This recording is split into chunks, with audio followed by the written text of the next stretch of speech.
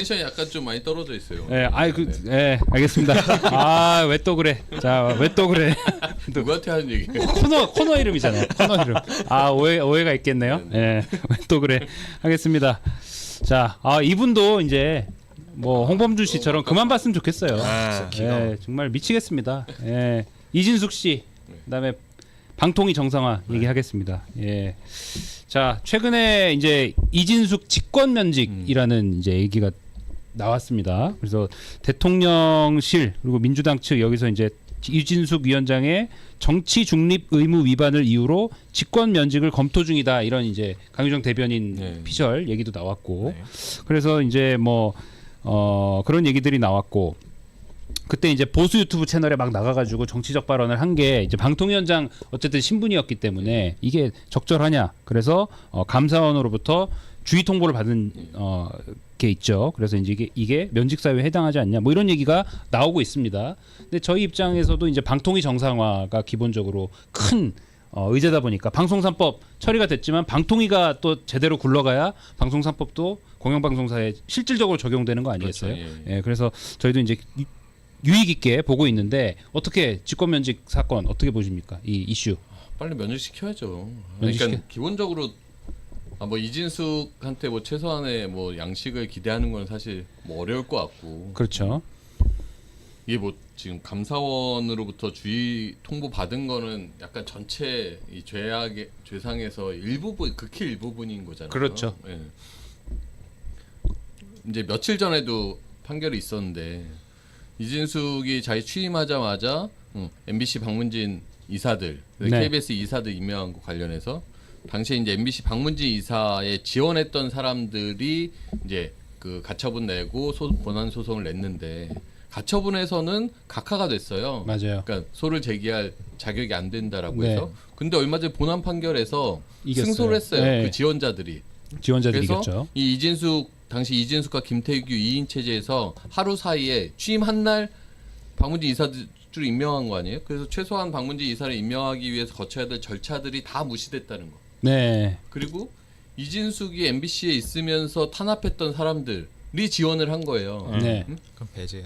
그 지원한 사람들을 공정하게 심사할 수가 없잖아요. 그러니까 당사자들 기피 신청을 했어요. 네. 근데 그걸 이진숙이 그냥 셀프 각하를 시켜버렸거든요. 그렇죠. 이런 게 다 위법하다라고 나온 거예요. 네. 그러니까 본안 소송에서도 이진숙의 행위가 법 위반이다, 방통위로서 지켜야 될 어떤 규정과 의무, 이걸 다 하지 않았다고 판결들이 나오고 있거든요. 그렇죠.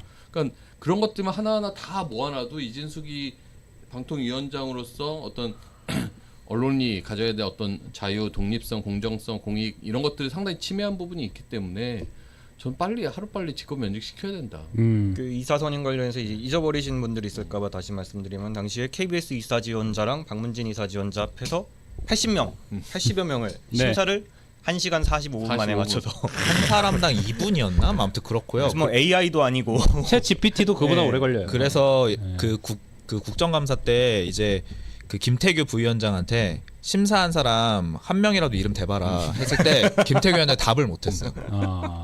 그렇지. 여기에 대해서도 판사가 아주 엄중하게 지적을 했더라고요. 네네. 이것은 국회의 견제와 감신을 피하여 방문진 이사 선임을 추진한 것으로 부정한 동기로 이뤄진 재량권 남용이다. 아주 엄중하게 짚었더라고요. 판사가 사실 이 정도 표현 쓰기 쉽지 않습니까? 그 나쁜 짓이라고 네. 명시를 한 거네, 판결문에. 그렇죠. 근데 그래서 이제 지난번 결산 때부터 시작해서 국회에 출석할 때마다 이진숙 위원장이 자기 임기 3년을 보장해야 된다라고 거의 임기 무쇠처럼 누르면 계속 임기 보장 얘기하는데, 정무직 공무원은 공무원의 신분이잖아요. 위법한 활동이나 재량권 남용한 활동을 했으면 당연히 그에 응당한 책임을 져야 해요. 그럼 대통령이 봤을 때는 저는 면직 사유가 충분히 된다라고 생각을 하거든요. 차고 넘치죠. 네, 임기가 보장됐다라는 게 불법을 해도 임기를 보장해 준다는 얘기가 아니잖아요. 네, 그렇죠? 네. 근데 이분은 계속 국회만 나가면 자꾸 임기 보장 계속 얘기하고 있거든요. 이 보장이 소신을 갖고 독립적으로 하라는 거지 자기 맘대로 하라는 건 아니지 않습니까? 그러니까. 방문진 이사에 그때 임명했던 6명을 임명했는데 9명 중에 또 3명은 비워놨어요. 왜 비워놨는지도 모르겠고. 그렇죠. 6명 임명했는데 그 중에 3명이 자기 지인이에요. 2명은 MBC 때 같이 자기랑 부역자 노릇했던 그런 간부들이고, 네. 1명은 자기 변호사. 그리고 너무 속보이는 거 아닙니까? 자격 심사에서 가장 기본적으로 해야 될 게 당적 확인이거든요. 그렇죠. 근데 이것도 처음에 계속 말을 흐리고 정확히 확인하지 않다가 한참 지나고 나서 당적을 최소한 국민의힘에서도 안 했다는 거예요. 그러니까 민주당은 당적 요구를 해도 민주당이 응하지 않을 수 있잖아요. 방통위와의 관계가 안 좋으니까. 네. 근데 국민의힘은 응할 수 있잖아요. 그때. 그렇죠. 해줄 만도 한데. 국민의힘의 당정마저도 확인을 안 한 거예요. 안 하고 이게 시간이 급했던 것도 아니에요. 박문진 이사들 임기까지도 한 2주 가까이 남았었고 박문진 이사들은 임기 끝나도 자동으로 후임자가 없으니 연장되는 조항이 있어서 그렇게 시급성도 없단 말이에요. 그런데 그냥 자기 임명된 당일날 오전에 취임해갖고 저녁 때 바로 통과시키고 이 법원 판결에도 나왔지 중간 과정 뭐 자기는 뭐 10시부터 11시부터 뭐 서류를 받아서 뭐 했다고 하지만 둘간의 토론 과정이 하나도 없었다라는 게 또 확인이 됐어요. 그렇죠. 그러면서 둘이 계속 투표만 했다는 거예요. 자, 1번 오케이. 노. 이렇게 해서 걸러냈다 뭐 이런 말도 안 되는 소리를 했던 건데. 최소한의 절차도 거치지 않아요. 그리고 이거는 방통위 입법 취지에 맞지도 않아요. 합의제 기구인데 대통령이 추천한 뭐 2명이서 사실상 독임제처럼 운영을 했던 거거든요. 그렇죠. 2명인데 이 사람도 윤석열이 임명한 사람이고 저도 윤석열이 임명한 사람이에요. 서로 의견이 안 맞을 수가 없잖아요. 그렇죠. 네. 그렇죠. 그렇게 운영한 것도 그러면 문제가 한 아니에요. 사람의 장관이 한 거나 다름없는 네. 일을 하기 때문에 합의제의 취지에 맞지 않는다라는 사실 다른 판결에서는 여러 가지 이제 판결들이 나왔는데 이번 판결에서는 그걸 지적하지는 않았어요. 그걸 이번 판결에 좀 아쉬운 점은 네네. 앞에 얘기했던 그 임명 과정 자체가 부적법하다. 네. 그다음에 기피 신청을 각하한 것도 맞지 않았다라는 건데 2인 체제에 대해서는 또 위법하지 않다라고 판결했어요. 네. 그러니까 법에 의결 정족수는 있지만 몇 명이 참여해야 회의가 열린다는 조항은 없다. 그래서 의사 정족수는 없다. 그러니 그냥 그 법 문항 그대로 제적위원 2명이 제적이니까 2명이 제적위원이 과반수 둘이 동의하면 과반수를 넘길 수 있으니 다수결의 원칙에도 크게 어긋나지 않는다. 라는 판결들이 나와서 지금 2인 체제 위법 관련해서는 제가 다 따져보진 않았지만 네. 한 7대3, 8대2 이 정도로 위법하다는 게 7, 8이고 위법하지 않다는 결정들도 1, 네, 2, 3 예. 나오고 있거든요. 그래서 이건 사실 빨리 방통위 정상화해서 방통위 설치법을 좀 더 명확하게 좀 규정할 필요가 있겠다라는 생각이 들고 그걸 떠나서 일단은 그 임명 절차 자체가 자기 직무에 한해서 법에 위반된 결정들을 한 거잖아요. 네. 자기 이제 대법까지 기다리자고 하겠죠. 1심 판결이라고 해서. 근데 이런 현안들이 사실 너무 많다. 예. 방통위 원장으로서 기본적으로 자격이 안 되는 상황들이 여러 개가 지금 나와 있잖아요. 전 국민이 사실 이미 아웃이라고 생각한 사람인데 그건 정부가 결단 내려야 된다. 그 뭐 윤석열 뭐 김건희 이 두 이제 전직 대통령 이 영부인도 사실 이 죄목이 너무 많아서 이 특검을 연장해야 된다 뭐 이런 네. 요구가 있는 거 아닙니까? 이진숙 방통위원장도 만만치가 않습니다. 그래서 이게 뭐 이제 다 수사 중이거나 뭐 위반 혐의가 있거나 이런 건데 법인카드 유용 있었죠. 그래서 뭐 대전 MBC 사장 시절에 뭐 주유소, 쇼핑, 항공권, 근데 빵 사 먹고 빵진숙이 여기서 나온 거 아닙니까? 그래서 뭐 한 1억을 넘게 그렇게 뭐 썼다 그런 이제 혐의도 있고 와인 있습니다. 와인. 와인도 먹어요. 와인도 맛있겠고. 저희 그 사무실 안에 와인이 셀러가 잔뜩 있었다. 들어있는데 야 아주 좋습니다. 취향은 죄송합니다. 고치시네. 제가 얼마 전에 페북에 글도 올렸던데 뭐 네, 빵진숙이를 아 본인이요? 본인이 그래요? 그 억울함을 약간 뭐 억울하다. 나 빵진숙 한다고. 아니다. 밥진숙이에요, 그럼? 그래서 국회에서 설명할 때 그 빵을 왜 샀냐 했더니 이제 고생하신 직원들을 위해서 뭐 그 롤케이크 한 4, 5만 원어치 샀다라는데 저 롤케이크 4만 원어치는 도대체 뭐 그 롤케이크 기본적으로 단가가 한 10,000원대 후반에서 2만 원 그렇죠. 초반인데 비싸지 않죠. 4만 원대면 얼마나 금장을 둘러놨나 엄청 비싼 거기도 하고 저는 그거 해명하실 때 제일 웃긴 거는 그럼 받은 사람만 나오면 돼요. 사실 그때 당시에. 근데 받은 사람이 없잖아요, 없어요 지금. 누구도 이진숙한테 받았다고 증언한 사람이 없어요. 네. 근데 본인만 계속 줬다라고만 주장하니까 이게 웃긴 거죠. 그러고 보니 오늘 이진숙님이 안 보이네.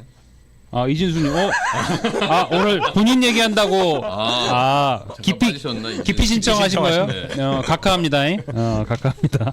예, 좋습니다. 그래서 그때도 보니까 그 하여튼 페북에 보니까 하나는 자기가 사고 하나는 비서한테 시켜서 뭐 구입하게 했다 요거까지 나오던데 맞아요. 그때 한참 그 이슈될 때 자기가 결제 안 했다고 인정했나도 지금 약간 가물가물하고 그때는 뭔가 단돈 무슨 몇천 원, 만 원도 자기 개인적으로 쓴 것 없다라고 계속 얘기했던데 그 단위도 언젠가 커졌던 기억이 나고 참 이제 이 법카 관련해서도 지금 경찰이 계속 수사 중이고 네. 이진숙이 최근에도 계속 출두해서 조사를 받고 네, 있거든요. 네, 네. 이것도 조만간 이제 경찰에서 검찰로 이제 넘어가는 과정을 겪게 될 것 같아요. 그래서 거기에서의 약간 또 범죄 혐의나 이런 게 입증이 되면 방통위원장으로서의 자격 없음이 더욱더 이제 명확해지는 거잖아요. 네네. 그 시점을 좀 보면서 대통령실도 직권 면직 시기를 좀 조절하지 않을까라는 생각이 드는데 뭐 직권 면직은 직권 면직대로 하고 방통위 설치법이나 이런 것 통해서 방통위 정상화는 정상화대로 좀 빨리 이루어져야 된다. 네네. 이진숙을 맞습니다. 언제까지 우리가 지금 보고 그 있어야 아마 한상혁 방통위원장이 이제 그 윤석열 정권에서 부당하게 해임돼가지고 지금 사실상 이제 지금 다투고 있는 중이잖아요. 예. 근데 그거 관련해서 걱정을 많이 하는 것 같은데 직권 면직했을 때 네네. 나중에 후과가 좀 두려워가지고 네. 더 못하는 것 같기도 한데 실제로 근데 이제 아까 그 김도호 선배가 말했지만 임기 보장이라는 거는 공정하게 운영하게끔 하기 위해서 임기를 보장해 주는 거거든요. 네. 그래서 실제로 KBS의 사장들 보면은 예전에 임기 3년 보장돼 있지만 네. 실제로 해임이 정당하다고 대법원 판례를 받은 사례도 있어요. 네. 그러니까 그때 길환영 사장 같은 경우도 세월호 보도 통제 관련해 가지고는 대법에서 이건 사장으로서 부적절하다. 공영방송 사장으로서 부적절하기 때문에 그 당시 박근혜 대통령 해임이 정당했다라고 대법원 판례도 받았어요. 반대로 얘기하면 이진숙마저도 방통위원장으로서 직무가 방송의 진흥 아니면은 외부의 압력으로부터 방송이 공정하게 할 수 있게끔 하는 기관의 장인데 그 역할을 못했으면 당연히 해임돼야 마땅하다고 생각하고 그렇죠. 기존에 이진숙 위원장이 했던 그 행위들 자체가 다 방송 장악 시도이기도 하고 그렇죠. 명확하잖아요. 그래서 저는 만약 이게 나중에 이진숙 위원장이 정신 못 차리고 법원에다가 다투더라도 절대 이건 인정될 리가 없다. 그렇게 생각합니다. 김장겸도 해임 정당하다고 나왔어요. 자기 맨날 국회에 나와서 무슨 문재인 부당해임 정부에 됐다. 의해서 예. 부당하게 쫓겨났다라고 하는데 문재인 정부에 의해서 쫓겨난 것도 아니고 당시에 조합원들이 시위하고 파업해서 쫓아낸 거예요.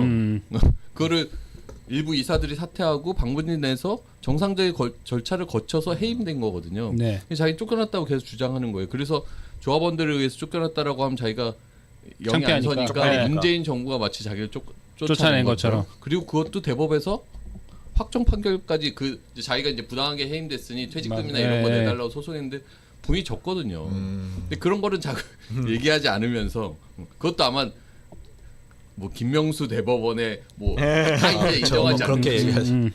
앞으로 김장겸 의원님 등장하실 때마다 앞에 좀 수식어를 붙일까 봐요. 뭐 해임이 정당하다고 판결을 받은 판결이 확정된 김장겸 의원.